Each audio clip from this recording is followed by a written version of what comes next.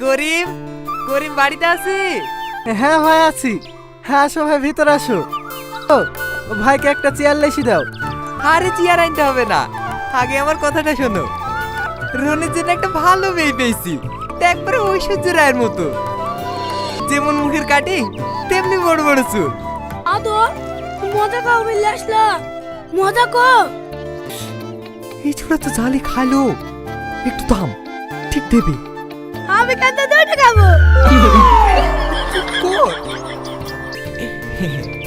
ছেলে মানুষ তো, তাই আবেগে বুলি ফেলিছে।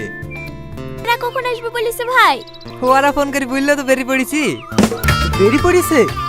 এ রোহন, হ্যাঁ আব্বা বললো। এ দালে যা বাজার কিল লাগা। কিলে আসবো? আরে যা তোমাদের লাগা। শোনো বাপ, কি ব্যাপার আজ তোমাকে এত সুন্দর লাগছে? চাচার কথা। আরে বলো না, আমার এই লাতিটাকেও তোমার মতো সুন্দর করতো।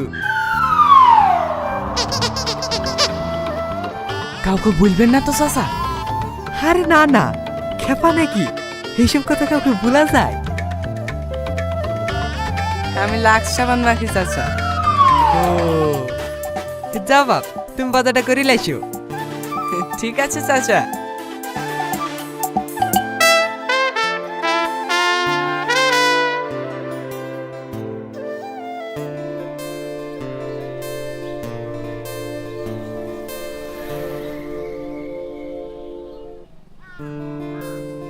কি মিষ্টি দেবো ভাই? জাতা মাতা দাও। সাদা মিষ্টি দেবো? কালো মিষ্টি দিই? তাহলে রসমালাই। আরে তুমি কি পাগল নাকি? বলছি তো জাতা মাতা দিতে। সকল সকল একটু পাগলে পারলে পড়ছে। কি হলো দাও? আরে ভাই তুমি চাও তো, আমাদের দোকানে জাতা মাতা নাই। কি হয়েছে কি এত চিল্লাছি কেন? দেখেন না, সে তখন থেকে শুধু আসে কি মিষ্টি নেবো বলো, কি মিষ্টি